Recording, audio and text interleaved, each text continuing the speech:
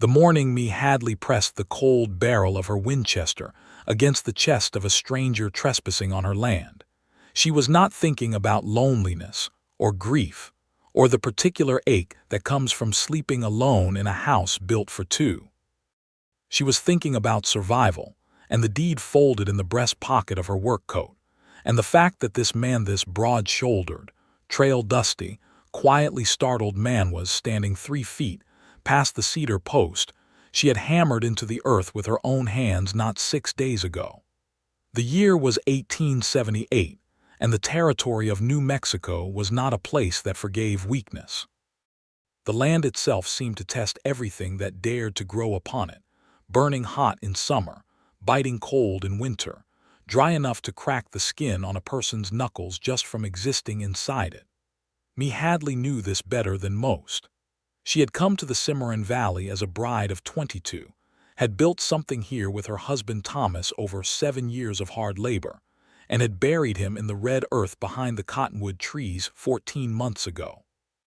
A fever, the doctor from Rayado had said, pressing his hat to his chest with practiced solemnity. A fever that moved fast and left nothing behind but a grieving wife, 240 acres, a half-finished irrigation ditch, and a daughter named Clara who had just turned 6. Mae was 29. Her hair was dark as coal dust, and her eyes were the color of the sky an hour before a rainstorm, that particular shade of gray-blue that made people uncertain whether to feel calm or uneasy. Her hands were calloused and capable. Her jaw was set in the manner of a woman who had learned that no one was going to ride to her rescue, and had made her peace with it. She had planted the cedar boundary post herself because the neighboring ranch alderman land, run by a man named Garrett Alderman who had the manners of a riverboat gambler, and the ethics of one too, had been creeping its fences eastward inch by inch for the better part of a year. The original survey had been done sloppily, and Alderman knew it. He had been trying to absorb Mae's eastern pasture, the one with the year-round spring, the one that kept her cattle watered through the driest months. Without it, the Hadley ranch would not survive another summer. So Mae had hired a surveyor from Santa Fe, a meticulous man named Mr. Orrin Fogg, who wore a canvas hat and spoke with the precise diction of someone who had memorized land law chapter and verse. He had spent 2 days measuring and calculating and driving stakes, and when he was done, Mae had the truth of her boundaries on paper, signed, stamped, and witnessed. The deed that Thomas had filed in the county seat already named her as the surviving title holder. She was in the right. The law, such as it was in this corner of New Mexico in 1878, was on her side. What the law was not was present. The nearest marshal was in Cimarron, 18 miles away, and he had a well-documented habit of listening to men with more cattle and louder voices before he listened to widows with paperwork. Which was why Mae Hadley was standing at the eastern property line on a Tuesday morning in April with her Winchester aimed at a stranger's chest. The man was tall. That was the first thing she registered, even over the adrenaline and the careful calculation of angles. He was well over 6 feet, with the kind of frame that suggested he had been doing physical work his entire life, not the thick, gaunt-to-seed heaviness of a man who had once been strong, but the lean, functional build of someone who was still very much in use. His hat was battered, a dark brown that had once been black, and his coat was trail-worn at the elbows. He had a rifle in a saddle scabbard on the gray horse behind him, but his hands were open and visible, which she noted and filed away. He had not reached for the rifle. That mattered. His face, when she got a proper look at it, jaw dark with several days of growth, eyes a warm brown that held genuine surprise but not panic, was the face of a man in his early 30s who had seen enough of the world to know that getting shot was a real possibility and had decided on balance not to make it worse. "Ma'am," he said. His voice was low and steady, a slight Texas edge to it. "I believe there may be a misunderstanding." "I believe," Mae said, not lowering the rifle, "that you are standing on my property, which means the only misunderstanding is yours." He looked down at his boots. He looked at the cedar post beside him. He looked at her. Where exactly does your property begin? She did not waver. The post you are standing next to marks the northeastern corner. You are 3 feet past it. He looked down again, seemed to actually consider this, and then took 3 deliberate steps backward. He was now standing on the other side of the post. He lifted his hand slightly higher, a gesture of visible surrender that struck her as both sensible and, despite herself, somewhat amusing. "Better," he said, "somewhat. My name is Micah Whitaker," he said.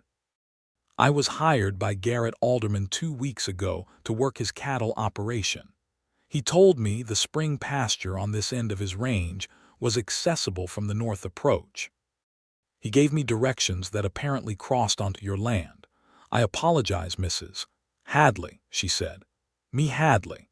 And Garrett Alderman has been telling people that pasture is his range for the better part of a year. It is not. I have the survey and I have the deed and I have a lawyer in Santa Fe who will remind anyone who doubts it of that fact in considerable legal detail." Micah Whitaker studied her with the particular attention of a man who was reassessing something he thought he understood. "You're the widow Alderman mentioned," he said slowly. "He said you were." He stopped. "What did he say I was?" She kept the rifle steady. "Confused," Micah said, and the slight tightening around his mouth suggested he already knew that word was wrong. "About the survey boundaries." Mae let a silence sit between them for a moment, doing its own particular work.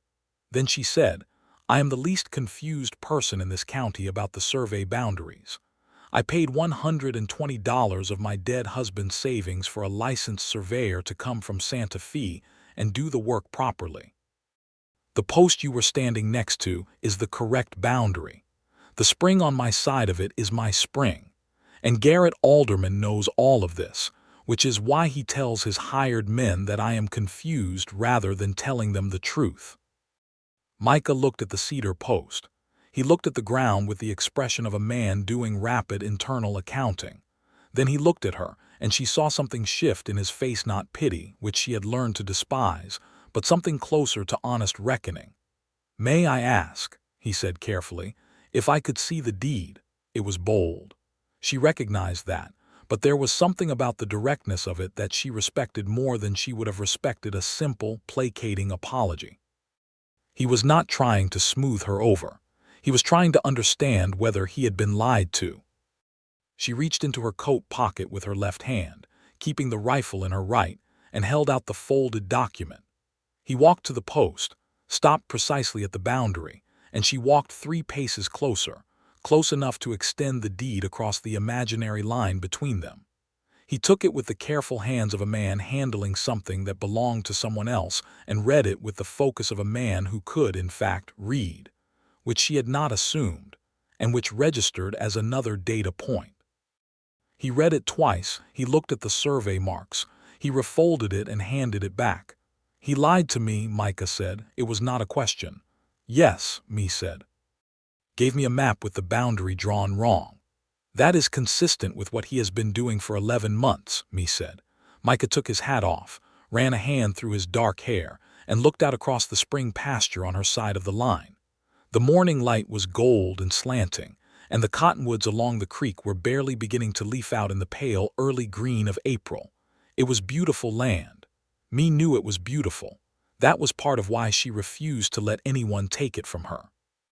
"Mrs. Hadley," he said, "I've been on the wrong side of this line, and I've been on the wrong side of the information Alderman gave me. I won't be on either again. You have my word on that." "The word of a stranger who works for my enemy," she said, but she lowered the rifle. He replaced his hat. "That's fair. I can only prove it by what I do next." He turned and led his gray horse back north, back toward Alderman land without further argument. Mae watched him go, the rifle resting in the crook of her arm, and found herself noting the way he moved. No swagger, no indignation at having a gun pointed at him, just a steady, self-possessed walk that contained neither defeat nor bluster.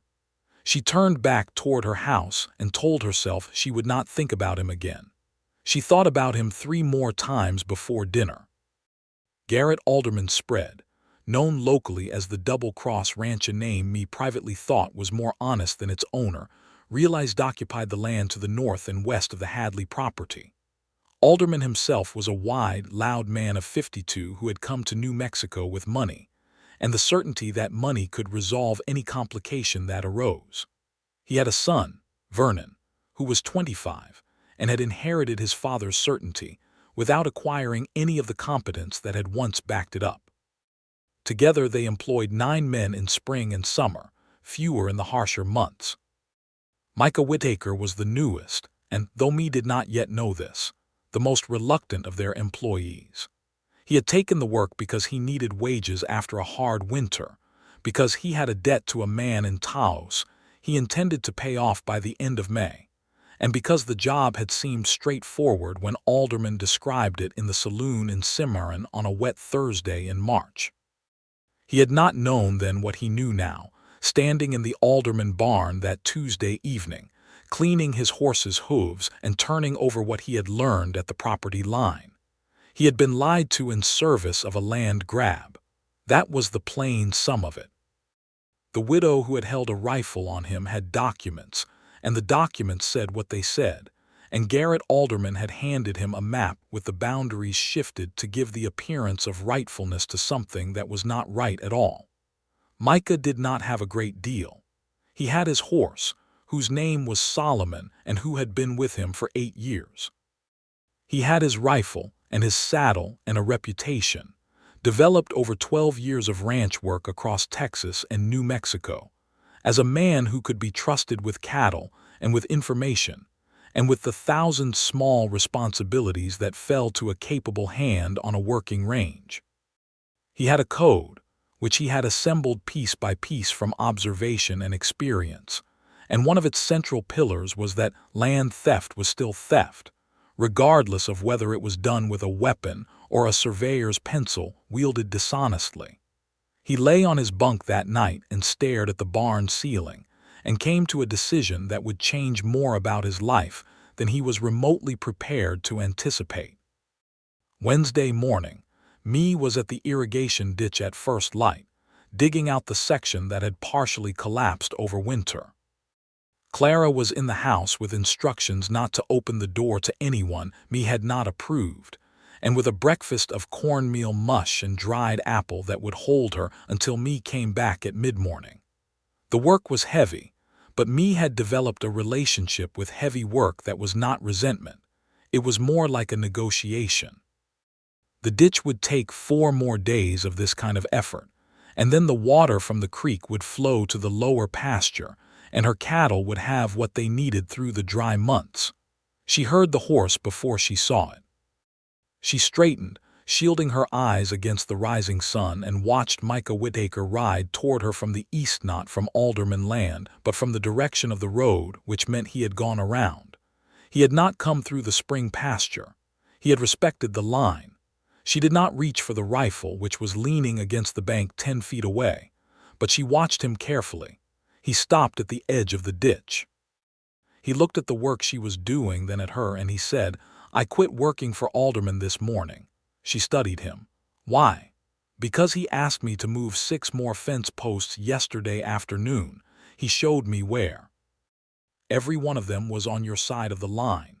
Mee felt the tight band of tension around her chest that had been there for 11 months loosen by a fraction, not because he was here particularly, but because it confirmed what she had suspected, that Alderman's campaign against her boundaries was not opportunistic or careless. It was deliberate and escalating. "What did you tell him?" she asked. "I told him I had looked at the survey and I wasn't comfortable with the placement. He told me I was hired to work cattle, not to read surveys." Micah paused. "Then he told me what he thought of your deed and your surveyor and your general right to be operating a ranch at all as a woman without a husband. I told him I was done. He owes me 12 days of wages he's not going to pay." Mee looked at him for a long moment. The morning light was coming at a different angle than yesterday, softer, and it caught the tiredness around his eyes, not the tiredness of laziness, but the tiredness of a man who had spent the night wrestling with something and had arrived at the morning knowing what he had to do. "I have work here," she said slowly, "more than I can manage alone." I cannot pay what Alderman was paying, but I can pay fair wages, and you would have a bunk in the old foreman's quarters if you wanted it. The room is small, but it has a stove." She surprised herself by saying it. She had not planned to say it. But the ditch was half finished, and the spring fence needed repair, and the lower pasture posts needed resetting, and she had a daughter to care for, and 240 acres to defend. And Micah Whittaker had just walked away from wages on principle. A man who did that was either honest or foolish, and he had not struck her as foolish. He looked at the ditch, at the extent of the work that remained, at the fence line she had been maintaining alone. "I'll take the work," he said, "but I want you to know straight out, I don't know your land or your cattle, and I'll need direction. I'm a good hand and I work hard and I don't steal, but I won't pretend to know your operation better than you do." "Good," Mae said, because that was exactly the right thing to say. "Start here. I'll show you how the ditch should grade." She handed him the second shovel, which she had brought because she was optimistic, and because experience had taught her that it was better to have tools ready than to go back for them. He took the shovel without comment and climbed down into the ditch beside her, and they worked through the morning in the particular companionable silence of two people performing a task that requires attention and coordination but not conversation. And Mae noticed that he worked with a steady, economical energy, no wasted motion, no theatrical effort, just consistent, reliable labor. By mid-morning they had cleared 30 feet of the collapsed section. By noon they had made it to the bend. Clara came out at 10:30, drawn by curiosity that exceeded her instructions. She was a small girl with Thomas's sandy hair and Mae's gray-blue eyes, and she stood at the edge of the ditch with her arms crossed and studied the stranger with the frank, unguarded appraisal that children apply to new information. "Who are you?" she asked Micah. "Micah Whittaker," he said, not breaking his digging rhythm. "I'm working for your mother." "Did she point the rifle at you first?" Clara asked. There was a beat of silence. Mae looked up from the far end of the cleared section. Micah looked at Clara, and something in his face, the beginning of a smile, contained but genuine, made Mae feel a small, unexpected warmth that she immediately told herself was just the physical heat of the morning work. "She did," he said, "and she was right to." Clara considered this. "Mama says she pointed the rifle at Mr. Alderman's men twice already and they stopped coming." "Your mama sounds like she knows what she's doing," Micah said. Clara appeared to accept this. She went back into the house and came out again 15 minutes later with 2 tin cups of water, which she delivered to the edge of the ditch with great solemnity. It was the kind of small, spontaneous generosity that children extend toward people they have decided to approve of. Mae watched Micah accept the water with genuine thanks and drink it without condescension toward the child, and she filed that away too. The weeks that followed were not dramatic, in the way that the important things in life rarely are dramatic in their daily details. Micah worked. He was as good as his word. He did not pretend to knowledge he lacked. He asked questions when he needed to, and he did not ask questions when he did not. He repaired the south fence line in 3 days that Mae had expected to take 5. He fixed the hinge on the barn door that had been hanging wrong since January. He rode the eastern boundary every morning, and twice he found fresh marks in the earth near the cedar posts, marks consistent with someone having attempted to move them and thought better of it, or having been interrupted. The second time he found those marks, he rode straight to Mae and told her directly, without softening it or trying to manage how she received the information. She appreciated that enormously. Thomas had had a habit of trying to cushion bad news into softness, which she had understood was love, but which had sometimes made it harder to respond practically. Micah gave her facts and trusted her to handle them. She was handling them. She had written again to the lawyer in Santa Fe, a Mr. Elias Crow, and he had sent back a letter advising her that if Alderman continued to interfere with her survey markers, that constituted a criminal act under territorial law, and she could request the county sheriff's involvement. The county sheriff was in Cimarron, 18 miles away, and Mae knew from direct experience that he was more responsive to some people than to others. But she wrote to him too, enclosing copies of the survey and the deed, and this time she had something she had not had before: a witness. She told the sheriff in her letter that she had a ranch hand named Micah Whittaker who had personally observed Garrett Alderman instruct his men to move boundary posts, and she included Micah's name clearly and in full. Alderman would know that she had a corroborating witness now. That changed his calculus. The change in calculus was visible within the week. A man rode up to the Hadley property line on a Thursday afternoon, not Alderman himself, who did not do his own confronting, but his son Vernon. Vernon Alderman was a young man who wore his father's arrogance as though it were a coat that was slightly too large for him, constantly adjusting it into a more comfortable fit that never quite arrived. He stopped at the boundary line and called out toward the house. Mae came out. She was carrying the Winchester, because that was what she did.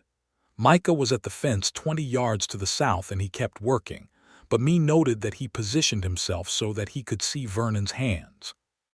"Mrs. Hadley," Vernon said, with the exaggerated formality of someone who had been told to be polite and resented it, "my father would like to discuss purchasing your water rights." "My water rights are part of my deed, and my deed is not for sale," Mae said. "He's prepared to offer a generous price," Vernon said, "more than the land is worth on the open market." "The land is worth what it is worth to the person who holds it," Mae said. "To me it is worth everything I have. There is no price that accounts for that." Vernon's jaw tightened. "My father believes we can reach a fair arrangement." "Your father has been trying to move my boundary posts for 11 months, Mae said. "That is not a man who wants a fair arrangement. That is a man who wants my land for less than nothing, which is what he would have paid if the posts had stayed moved." She paused. "Tell your father that I have copies of my deed and survey on file in Santa Fe, in Cimarron, and with a lawyer. Tell him that I have a witness to his instructions regarding the posts, and tell him that the next man I find on my side of the eastern line will be reported to the sheriff within the hour." Vernon stared at her. His gaze moved to Micah, who had set down the fencing pliers and was standing with his arms loose at his sides, and Vernon clearly did the arithmetic on whether this situation had the leverage his father believed it had, and arrived at a different answer. He rode away without another word. Mae watched him go and felt the tight knot in her chest loosen another fraction. She turned back toward the house and found Micah watching her, not with the watchfulness of a man calculating something, but with the open regard of one who has witnessed something genuine and has no desire to pretend otherwise. "You do that well," he said. "I have been practicing for 11 months, she said. "It shows." And the way he said it, simple, honest, no elaborate praise, she felt an unfamiliar flutter that she recognized with some alarm as something other than ordinary gratitude. She went inside and made coffee and told herself she had a ranch to run and a daughter to raise and no business acquiring complications. The complications arrived anyway, as they have a tendency to do when one is actively attempting to avoid them. It happened gradually, as real feeling does, without a single identifiable moment of beginning. It was accumulated in the details. The way Micah always unsaddled his horse before coming in for supper, without being reminded, because he believed the animal's comfort mattered. The way he read to Clara from the Bible on Sunday evenings, when Mae was doing the accounts, his voice dropping to something quieter and more careful for the child's benefit. The way he sometimes sat on the porch steps in the late evening, not drinking. She had noted he did not drink, just watching the sky go dark over the Cimarron range, with an expression that was meditative and somehow lonely, and which made me understand that she and Micah Whittaker were the same kind of person. People who kept their interior lives in tidy, defended order, because the exterior lives had required so much of their energy. Clara loved him, which Mae should have seen as a warning. Children's hearts are accurate instruments. She did not see it as a warning, or rather, she saw it and chose to interpret it as something other than what it was.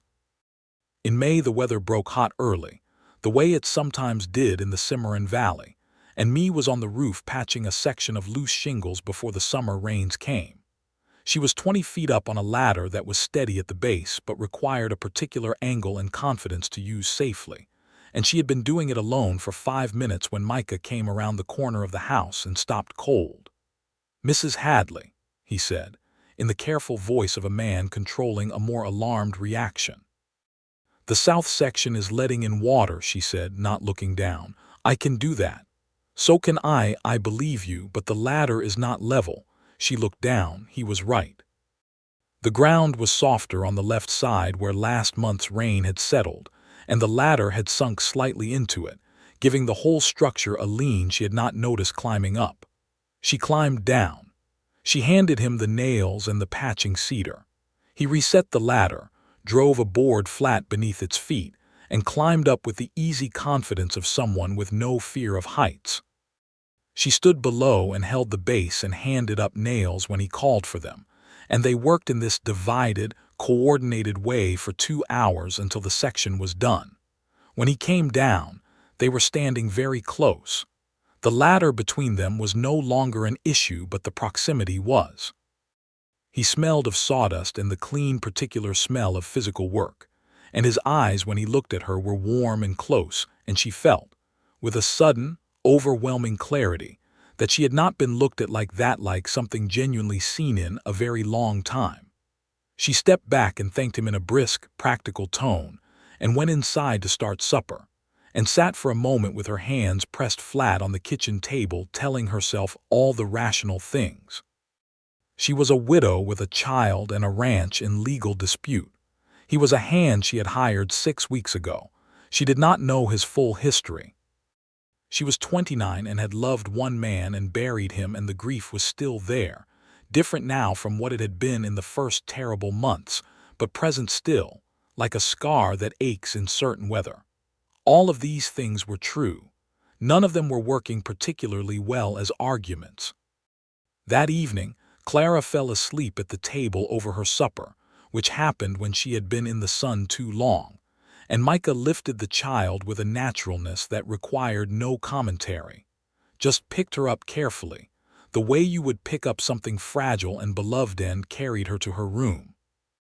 Mae followed and pulled back the quilt, and Micah laid Clara down and stepped back while Mae tucked her in, and they were both quiet for a moment in the warm lamplight of Clara's room, looking at the sleeping child with the soft, small face that held the evidence of Thomas in its lines. And Mae felt the grief and the warmth simultaneously, and the combination of them was so intense it nearly unmade her. She was very glad Micah did not say anything. He just stepped out of the room before her and went back to the kitchen, and when she came out he had refilled both of their coffee cups and set them on the table and sat down across from her and said nothing about what had happened or what it had looked like or what any of it meant. "Tell me about before," she said, which surprised them both. He turned the coffee cup in his hands. "Before what specifically?" "Before New Mexico, before Alderman, where you came from." He considered the question with the honest deliberation of a man who did not find it easy to speak about himself, but who had decided, in this moment, to try. He told her about Brackett, Texas, a small settlement in the Southwest where he had grown up as the second of 4 boys, the son of a farmer who had also been a man who could not keep still, not cruel. He said carefully, just unable to stay in one place long enough to put down roots, and so the boys had grown up with a mother who was quietly heroic and a father who was sometimes there and often not. He had started hiring out as a ranch hand at 16, saved money, worked across the territory, and had not yet, he said, found a piece of land that wanted him back in the particular way that would make him stop moving. He said it lightly, but Mae heard what was underneath it, the particular longing of a man who had been watching other people build things his whole life and had not yet had the courage or the permission or the right set of circumstances to build something himself. "Do you want that?" she asked. "A piece of land that wants you?" He looked at her directly. "Yes," he said simply and without pretension. "I think that is exactly what I want." The silence that followed was a different quality from the silences they usually shared. It held something new in it, something tentative and careful and real, and Mae looked down at her coffee and did not pursue it, and Micah did not press it, and they talked for another hour about the irrigation schedule and the cattle and the south pasture grass.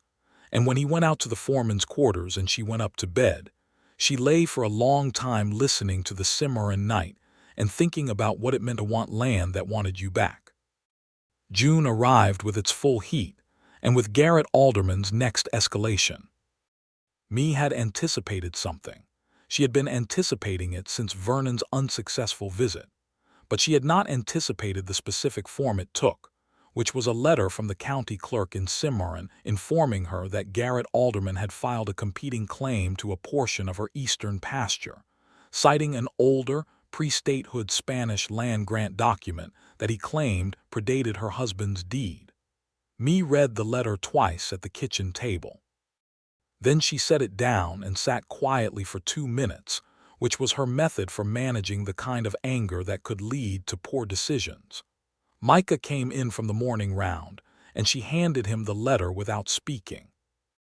He read it standing with the same focused attention he had given the deed on the morning they first met, and his expression when he looked up was controlled but serious. "The Spanish land grant claim," he said. "Is there any merit to it?" "I don't know," Mae said. "That is what frightens me. I know my deed is legitimate. I don't know what document he has found or whether it can be made to look credible before a judge who is inclined to favor him. You need Elias Crow in Santa Fe. I need to send a letter today, and I need him here within 2 weeks, and I need to not spend more money than I have while also paying wages and keeping the ranch running." She said it flatly, without self-pity, just as a statement of the problem to be solved. Micah was quiet for a moment. Then he said, "I haven't been paid yet." She looked at him. He had been working 7 weeks and she had not yet had the cash to pay him. She had been planning to when she sold the spring calves at the end of June. "No," she said. "I owe you. You owe me nothing yet," he said. "Send the letter to Santa Fe. Get your lawyer here. Pay me when the calves sell. I'm not going anywhere." She opened her mouth and closed it again, because what she wanted to say was something she was not ready to say. She said instead, "That is very generous of you." "It is practical," he said firmly, and she recognized that he was giving her the same courtesy she had extended him on his first morning, offering the thing in the most respectable frame possible. The letter went to Santa Fe that afternoon. Elias Crow arrived 12 days later on the stage, a thin man of 60 with sharp eyes and an organized briefcase, and the particular confidence of someone who has spent decades being right in rooms full of people who expected him to be wrong. He reviewed the situation over 2 hours at Mae's kitchen table, reading every document she owned, asking precise questions, and making notes in a small leather-bound book with a practiced hand. Micah sat to one side, present not as a party to the legal discussion but as the witness he had become, and Elias Crow addressed one question directly to him. Could he confirm, in writing, what Garrett Alderman had told him about the boundary markers? Micah said that he could, and he meant it, and he wrote out a sworn statement in his clear, capable handwriting and signed it, and Mae watched him do it, knowing that signing a statement against Garrett Alderman in this county was not without cost.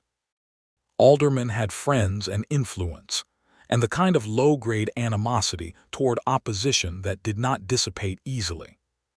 "You understand," she said to Micah quietly, when Elias Crow had stepped outside for air, "that this may cause you trouble." "I know it," he said. "He could make it difficult for you to find work in this part of the territory." "I know that too." He met her eyes. "I'm not signing because I want to leave. I'm signing because it's true and it needs to be in the record." She held his gaze for a moment and felt the thing between them become more present, more undeniable. She thought about what she had said to herself in the weeks prior about complications, about the wisdom of not wanting things that could be taken from her, and felt all of it recede against the plain, clear reality of this man sitting at her table, signing his name to the truth on her behalf because it was the right thing to do. She said nothing, because the moment did not require speech. Elias Crow's assessment, delivered that evening over a supper of beans and salt pork that he ate with evident appreciation, was that the Spanish land grant claim was almost certainly fabricated, or at minimum substantially misrepresented. The actual historical boundaries of Spanish land grants in this part of New Mexico had been extensively documented during the territorial surveys of the early 1870s, and none of them covered the specific eastern pasture that Mae held under her deed. He would write to the county clerk himself and to the territorial land office in Santa Fe, and he expected that Alderman's claim would be dismissed within 30 days. However, he cautioned her, Alderman's lawyer was a man named Torrance who was skilled at delay, and delay was itself a weapon. It cost me money and time and energy every day it continued. What is the fastest resolution? Mae asked. Agreement, Crow said. If Alderman were to withdraw the claim, he will not do so voluntarily. No, but men sometimes find it easier to retreat when retreat is made to look like a choice rather than a defeat. If there is anyone who has influence with him, there is no one he respects enough, Mae said. He is the kind of man who only listens to himself. Elias Crow left the following morning with a full briefcase and a clear plan of action, and Mae stood on the porch and watched the stage carry him down the road towards Cimarron, and felt the weight of the waiting settle back onto her shoulders. Micah was beside her on the porch. They were standing a foot apart, which was closer than they usually stood, and neither of them moved away. 30 days, he said. At least, she said. You'll still have the ranch in 30 days. You'll still have the deed and the survey and the truth of the thing. Crow is right, Alderman doesn't have a real case. I know, she said. I know the legal facts. It is the 30 days of not knowing what he will try next that costs me the most. She paused. He burned out a homesteader 2 counties north last spring. A man named Gideon Walsh, who had tried to hold a water claim against him. The fire was never officially attributed, but everyone in Cimarron knows. She said it quietly as a fact, not a plea. She was not asking to be reassured. She was naming the shape of the danger accurately as she had learned to do. Micah was quiet for a moment. I'll sleep in the barn, he said, so I'm closer to the house. She looked at him. Your quarters are on the other side of the barn, 60 feet further from the house than the barn itself. He met her eyes. I'm not suggesting anything improper, Mrs. Hadley. I am suggesting that for the next 30 days until this is resolved, I would feel better being closer. She thought about the homesteader Gideon Walsh, whose farm had burned. All right, she said, but call me Mae. You have been working on this ranch for 2 months. You have signed a legal statement on my behalf, and you are proposing to sleep in my barn for safety purposes. Mrs. Hadley is too formal. All right, he said, and the way he said her name, Mae, with the particular care of someone who had been waiting for permission to use it, landed in her chest like a warm stone. The next 2 weeks were quiet in the way that things are quiet before they resolve one way or another, a surface stillness over moving water. Micah slept in the barn and rode the eastern line every morning and was present and reliable, and said nothing that pressed her toward anything she had not yet arrived at herself. But he was there, and the knowing he was there was something she had not fully understood she had been missing until it was present again. Clara, meanwhile, had taken to sitting on the fence post nearest the barn in the evenings, and conducting long, one-sided conversations with Micah while he did the evening checks. Conversations that Mae could hear from the kitchen window and that were largely composed of information about frogs, the names of the cattle, and a comprehensive list of things Clara thought were unfair about being six. Micah listened to all of it with the patience of someone who had genuinely decided that a child's observations were worth attending to, and he answered the real questions carefully and deflected the unfair list items with a gentle humor that always made Clara laugh. One evening Mae heard Clara say, in the candid tone that children reserve for important announcements, "I think my mama likes you." Mae froze at the kitchen window with a dish in her hand. She heard Micah's voice, measured and warm. "I think your mama is a remarkable person. She has built something real here, and she has defended it, and she has taken care of you and this ranch all on her own, and that deserves respect more than it deserves anything else." Clara was quiet for a moment, apparently digesting this. Then she said, But do you like her? I think, Micah said carefully, that is a conversation I should have with your mama first, not her daughter. Clara appeared to accept this as a satisfying answer because she immediately changed the subject to frogs. Me set down the dish and stood at the kitchen window with her hands braced on the sill and her heart doing something unruly, and told herself to go back to the dishes, which she did, but the unruliness did not subside. It was the last Sunday of June when the calves sold at the Cimarron Livestock Market 18 head at a fair price, enough to pay Micah his wages with something left over for the lawyer and a reserve for the summer's expenses. Me paid him at the kitchen table that evening, counting out the coins and bills carefully. He accepted it without theatrics and folded it into his coat pocket, and then sat for a moment with his hands around his coffee cup. I want to tell you something, he said. All right, she said. He looked at the table, then at her, and she recognized the expression. It was the same one she had used in her own mirror some mornings, the look of someone deciding to say a true thing they had been carrying for a while. When I rode onto your property that first morning, he said, I was already half tired of the kind of work I had been doing, moving from place to place, hiring out, starting over. I was good at it, but it was not, he paused. It was not building anything. I was helping other people build things. And the particular way you were building this thing on your own against someone who had more resources and worse ethics, I found that he stopped again. Say the word, she said quietly. Admirable, he said. And something more than admirable, something that made me want to be part of it, not to take it over, not to change it, just to be useful to it, to you. He looked at her directly now. I know this is not an ordinary situation. I know you are still grieving in the way that doesn't end cleanly. I know Clara is your first consideration. I'm not asking you for anything that you are not ready to offer. I'm only saying that I am here because I want to be here, not just because you hired me, and I would like you to know that. The kitchen was very quiet. Through the window the last of the day was bleeding orange out over the western range, and the cottonwoods along the creek were dark against it.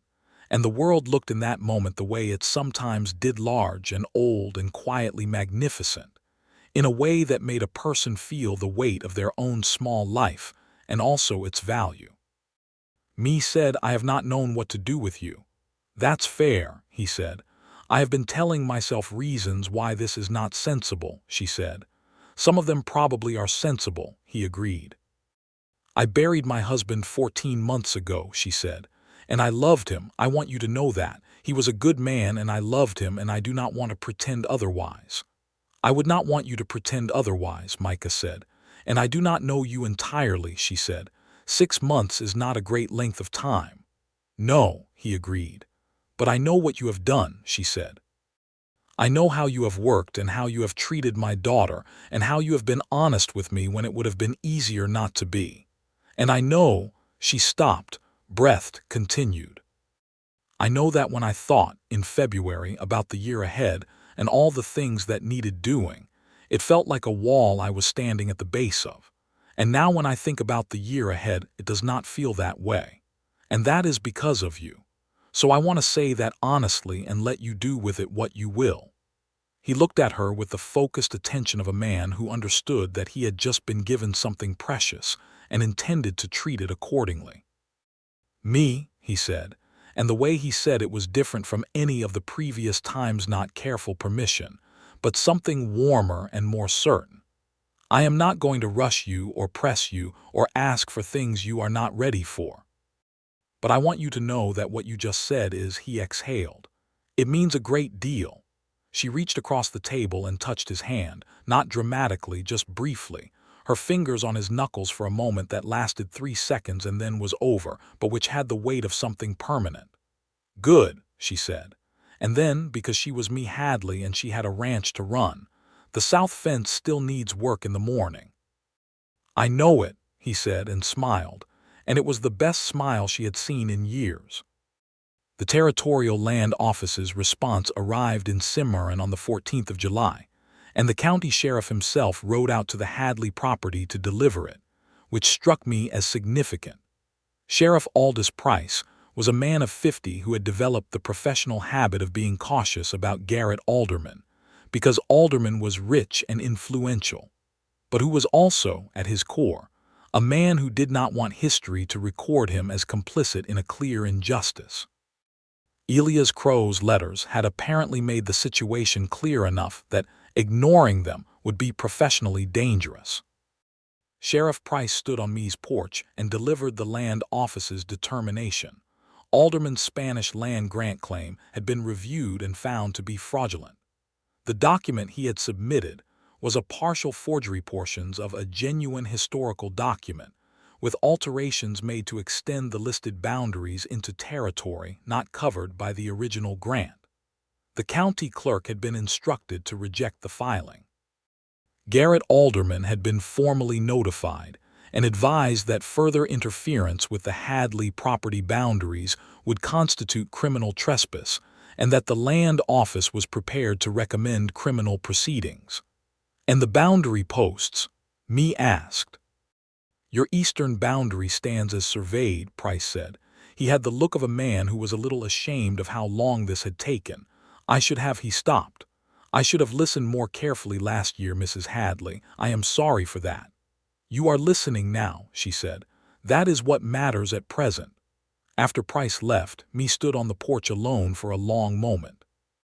The eastern pasture stretched out in the July sunlight, the spring glittering in the heat haze, the grass high and green along the creek banks. Her land. Fully and legally and finally, uncontestedly her land. She felt the knotted thing in her chest, the one that had been there for 11 months, through every boundary dispute and sleepless night, and calculated challenge from Garrett Alderman. She felt it release entirely. She pressed the heels of her hands to her eyes for a moment and breathed, not crying but close to it, the particular relief of a person who has been holding something very heavy for a very long time and has finally been allowed to put it down. Micah came around the barn and stopped when he saw her face. "It's over," she said. "The claim is dismissed. The boundary stands."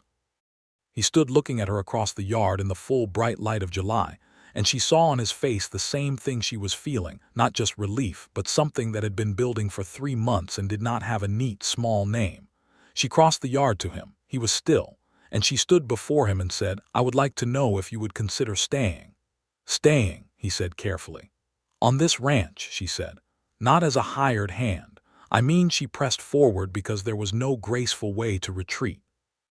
"I mean something more permanent than wages. I am not asking you to decide anything today that would require you to change your whole life in an afternoon. But I want you to know that I am asking." He looked at her with everything plain in his face, all the things he had kept carefully managed for 3 months, the wanting and the patience and the care he had taken not to push past what she was ready for, and she saw all of it uncovered now and was not afraid of it. "Me," he said. "I have been thinking of nothing else for 6 weeks."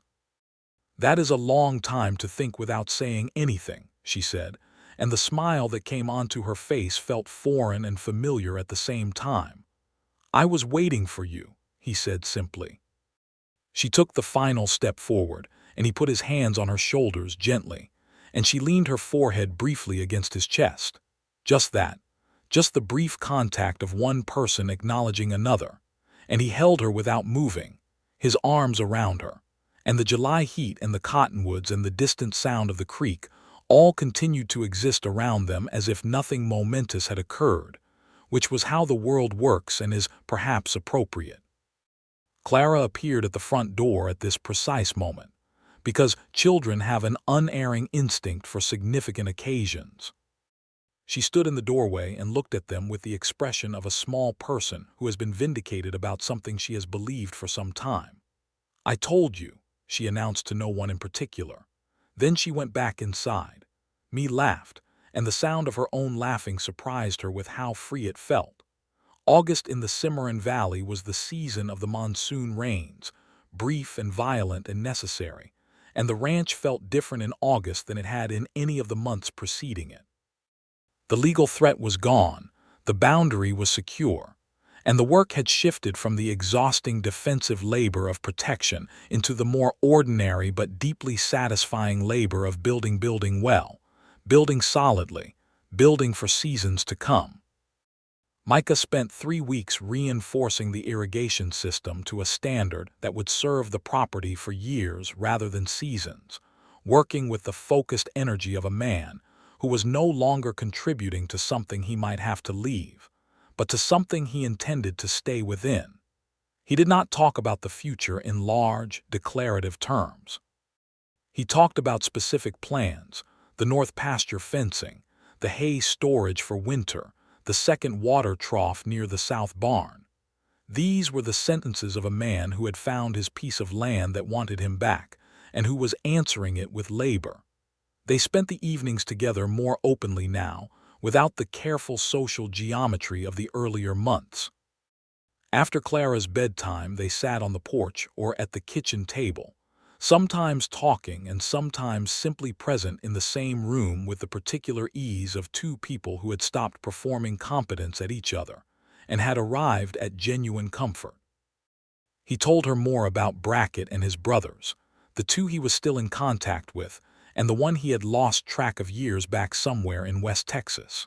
She told him about Thomas, the good things, the things she wanted remembered, and he listened in the way she needed him to listen, not as a rival to the memory, but as a man who understood that loving a person who loved before you did not diminish you, only required that you be large enough to hold it.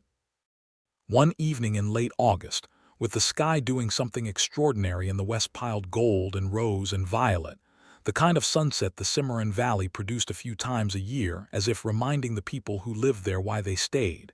They were sitting on the porch steps when Micah said quietly, "I would like to ask you something." "All right," she said. "I would like to ask you to marry me," he said. "Not because the ranch needs it or Clara needs it or any practical reason, though those things are true. Because I love you, Mae. I have been sure of it for a while, and I wanted to say it properly before I asked anything of you." She was quiet for a long moment. The sunset continued its work, unhurried by human matters. "Tell me how you are sure," she said, not testing him, but genuinely asking, in the way she asked about the irrigation grade and the fence posts, wanting to understand the actual substance of the thing. "I am sure," he said, "because every morning when I wake up and know you are in this house, I am not tired of the day before it begins. And because when something goes wrong on this land, I want to tell you about it. Not because you will fix it for me, but because you are the person whose understanding of it I care about most. And because," he paused and the sunset light was in his face, warm and unguarded, "because you are the most honest person I have ever met. You do not perform yourself for anyone. You are exactly what you are, and you say exactly what you mean, and that is rarer than good land and rarer than good weather, and I would be a fool to walk away from it." She turned to look at him directly, and he met her eyes, and she said, "Yes." He exhaled slowly, as if he had been holding air in his chest for a long time. "Yes," she said again, more certainly. "I love you too. I have been trying not to for a while, but I have not been particularly successful at it." He laughed, and she leaned into him, and he put his arm around her, and they watched the last of the sunset go out over the western peaks while Clara slept inside, and Solomon moved quietly in the barn, and the Cimarron Valley settled into its evening peace. They were married in September, in the small church in Rayado, on a Saturday morning that was bright and cool with the particular clarity of early autumn in the high desert. Elia's crow came from Santa Fe and was the only person from a distance. The rest of the guests were the handful of neighbors Mae had built careful trust with over 7 years, the Baca family from the southern ranch, the Wellen brothers from the north, a woman named Dorothea Reyes who ran the general store in Rayado and had been Mae's quiet ally through the worst months of the dispute, keeping Mae informed of who was saying what and where. Clara wore her best dress, a blue calico that matched her eyes, and stood beside her mother with the dignity of a person performing an important ceremonial function, which she was. She had been told she could throw petals, and had taken this responsibility gravely seriously, producing a basket that she had filled herself from the roses Dorothea Ray's grew behind the store. Micah stood at the front of the church in a coat that was the best he owned, which was not elaborate, and watched me walk down the aisle toward him with a look on his face that was so uncomplicated in its happiness that 3 separate people in the small congregation felt their own eyes go wet without fully understanding why. He had bought a ring in Cimarron simple silver, nothing extravagant but solid and well-made. He put it on her hand when the minister told him to, and then held her hand afterward as if he had no intention of releasing it, which she found she preferred. The reception was at the Hadley Ranch, which was now, by every practical consideration, the Whitaker Ranch too, though they did not change the name. It was the Hadley land, and that name meant something, and Micah agreed without any reservation that it should stay. Tables were set outside, and Dorothea Ray's had brought enough food to feed twice their number, and the Baca family had brought a fiddle player who had a particular gift for the kind of music that makes people want to dance even if they have not danced in years. Mae had not danced in years. She danced that afternoon with Micah on the dusty ground outside her house, and with Clara, who was an enthusiastic if geometrically unpredictable partner, and with old Mr. Baca, who had known Thomas and who danced with the solemnity of someone performing an act of memory as much as celebration, and Mae felt each of these as different kinds of joy. The new, the old, the honoring of things that were past, and did not feel required to separate them. Garrett Alderman did not appear at the wedding, nor send any message. He did not appear in Mae's life again directly, though she learned from Dorothea Ray's in October that he had sold 50 acres of his western range to a mining company from Colorado, the first in what would prove to be a slow, multi-year dissolution of the Double Cross Ranch, as his financial overextension caught up with him. Vernon Alderman eventually went east and was not much heard from again. The particular threat that Alderman had represented the slow, grinding pressure of a powerful man trying to take what was not his, had been defeated not by a single dramatic confrontation, but by the accumulated weight of documented truth, legal process, and the willingness of 2 people to stand at the line and hold it.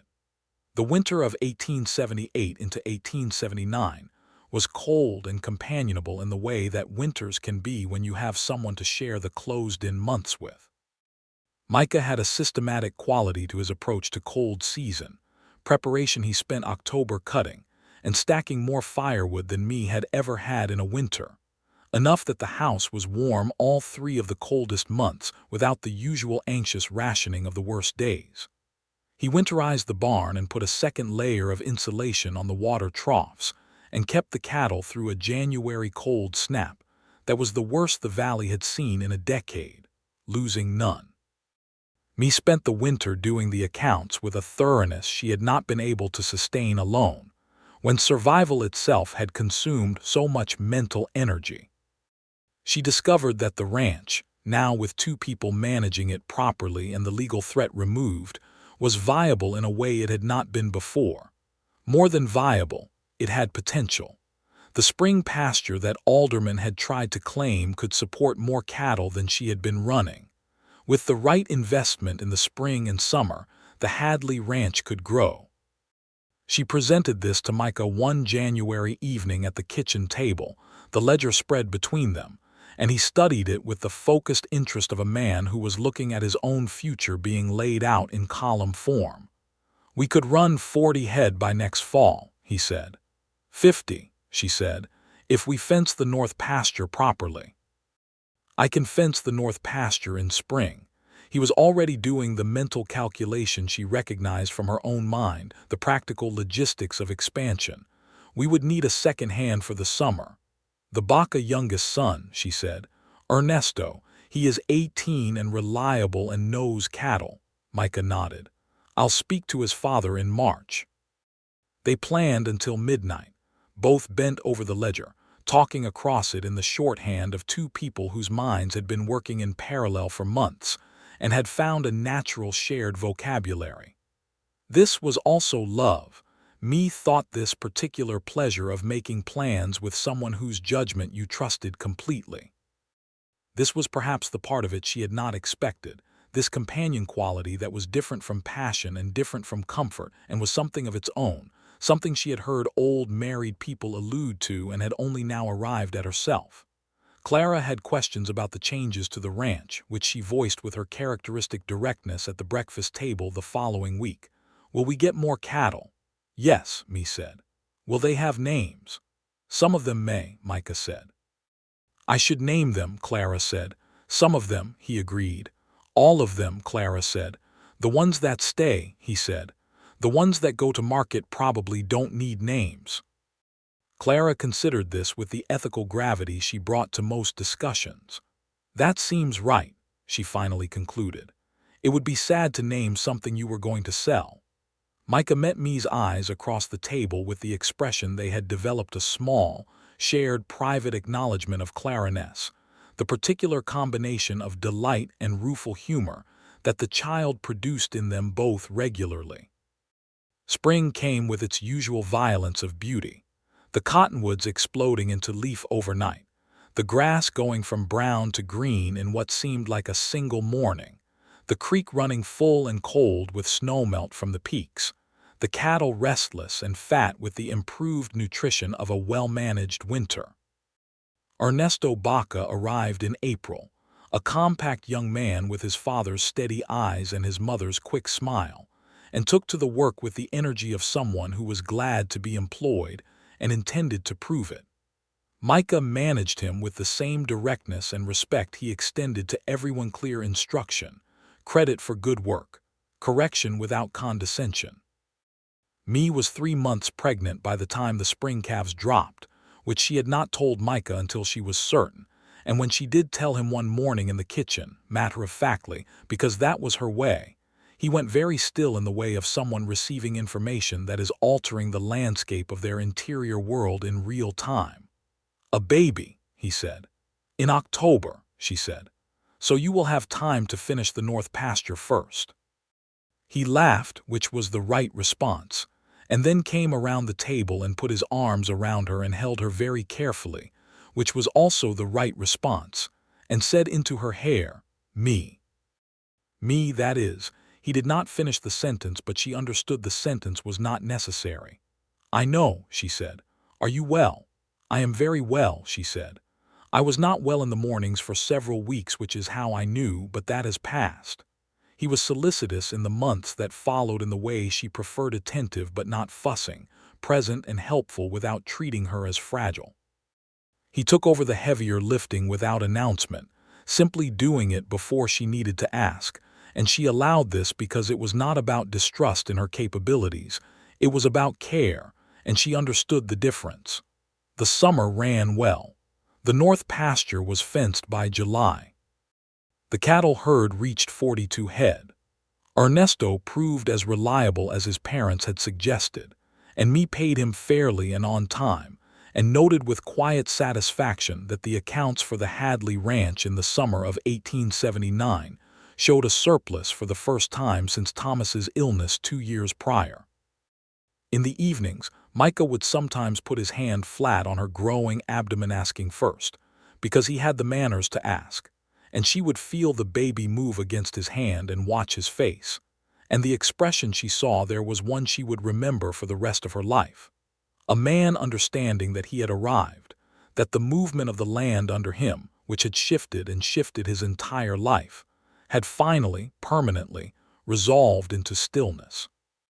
The baby was born on the 3rd of October, as it happened on a cool, clear morning that smelled of approaching autumn, with the assistance of Dorothea Reyes, who had delivered more babies in the Rayado area than the local doctor and was considerably more reassuring about it. It was a boy, which surprised me. She had felt certain, in the irrational bodily way of pregnancy, that it was a girl. But it was a boy, 7 pounds and furious about it, with Micah's dark hair and Mae's gray-blue eyes, which combination Dorothea Reyes pronounced was the best possible outcome. Micah held his son for the first time with the carefully controlled expression of a man who was not accustomed to crying and was having a complicated relationship with that fact in this particular moment. Clara stood at the bedside and looked at her brother with the frank assessment of a child who had opinions about most things and was forming one now. "He is very small," Clara said. "He will grow," Mae said, from the bed where she was exhausted and entirely content. "Does he have a name?" Clara asked. Mae and Micah looked at each other. They had discussed names. Thomas, for the obvious reason, felt right to me, and Micah had agreed without any hesitation, understanding what it meant and why it mattered and feeling no competitive claim on the name. "Thomas," Mae said. "Thomas Micah Whittaker." Micah's breath caught barely, almost not noticeable, and he pressed his lips briefly to the baby's head, and Clara announced that Thomas was a perfectly good name, and that she would call him Tom, and that she intended to teach him everything important about the ranch as soon as he could walk. By November, the ranch had the settled, particular quality of a place that has found its rhythm. The cattle were in good condition for winter, the stores were full, the firewood was stacked, the accounts were healthy, and the house, which had been a house before, a place of shelter and memory and grief, was a home now in the fullest possible sense. It had voices in the evening and laughter, and the particular warmth of a space shared by people who are genuinely glad to be together. Mae sat one November evening in the rocking chair near the stove with Thomas against her shoulder, the baby asleep with the profound commitment of small children to the task of sleeping, his dark hair soft under her cheek. Micah was reading to Clara at the table, not the Bible this time, but a book of natural history that Elias Crow had sent as a gift for the new baby, which Clara had appropriated with the territorial confidence of a 7-year-old, and which turned out to be excellent reading aloud material because it was full of animals that Clara had opinions about. "Wolves," Clara said, pointing at an illustration. "Yes," Micah said, "we have wolves in the valley sometimes." "We do. Are they dangerous?" "They can be," he said honestly, "but they prefer not to be around people if they have a choice. They are generally more interested in livestock, and they generally prefer to avoid the trouble of a confrontation." "Like some people," Clara observed. Micah looked up from the book and found Mae's eyes across the room, and she saw the smile on him that was his best one, the unguarded one, the one she had been watching appear more frequently as the months had settled into happiness. "Yes," he said, "like some people." Clara turned another page. Thomas breathed against Mae's shoulder, small and warm and entirely present. Outside, the November wind moved across the high desert with its usual indifference to human matters, cold and clean and smelling of distance, and the Cimarron Valley held the Hadley ranch, the way good land holds the things that grow upon it, steadily, without drama, in the manner of something that has decided you belong. Mae looked at her daughter and her husband and her son and the lamplight and the stove and the solid walls of her house, and felt the particular fullness that is not absence of grief. Thomas was still in the red earth behind the cottonwoods, and that was still real and would remain real.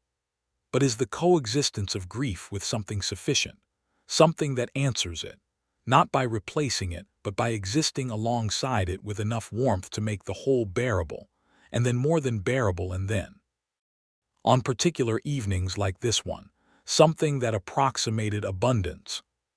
Spring came again to the Cimarron Valley. It always did, and with it the particular forward momentum of a well-run place responding to the season.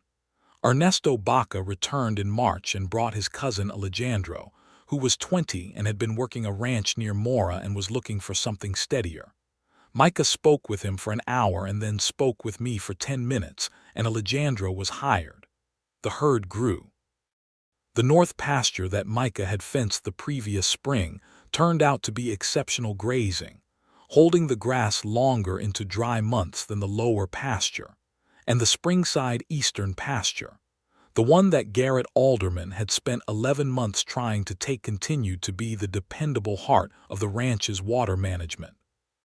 Mae walked the eastern fence line on a morning in April, Thomas in a carrier on her back in the manner she had used with Clara, and paused at the cedar post that had been the first boundary Micah had stepped over on the morning they met. The post was solid. She had reset it in the fall, driving it deeper, and it would hold for another decade at least.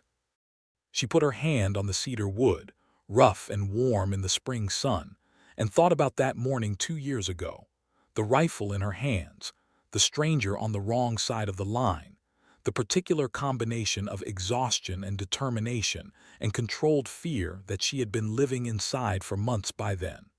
She thought about how it had looked from the inside versus what it had become. She thought about the things that the past 2 years had added to her life: a partner, a second child, a secured future for the land, a daily ordinary happiness that she had not known she was capable of reaching after Thomas's death, and that she had certainly not expected to find by pointing a rifle at a stranger at her property line. Tom gurgled from the carrier, impatient with stationary moments. "All right," she said, and turned back toward the house, where Micah was visible near the barn, working alongside Ernesto on something to do with the spring fencing, his dark head bent in concentration, the morning light on his back. He looked up as she came across the yard, as he always did, that particular attentiveness, that awareness of where she was, which she had learned was simply how he loved, through sustained attention and reliable presence. He raised a hand in greeting. She raised hers. The land stretched out around them in all directions, 240 acres of Cimarron Valley, fully theirs, legally documented and surveyed and defended and loved. The cottonwoods along the creek were in their first spring green, pale and new, and the cattle were in the pastures, and the sky was the enormous, uncomplicated blue of a New Mexico April morning, and the cedar post stood exactly where it was supposed to stand. That evening, the whole family sat on the porch as had become their custom in warm months, Clara with her natural history book, Thomas asleep in his cradle that Micah had built from cottonwood over the winter, me with the account ledger that she reviewed every Sunday, and Micah with nothing, which was what he did when he was most content, simply present, watching the light go out over the valley with the settled quality of a man who has found his rightful place in the world and intends to stay in it. "The South calves are coming early," he said. "I know," me said. "2 of the cows were showing yesterday. We'll need to watch them overnight starting tomorrow."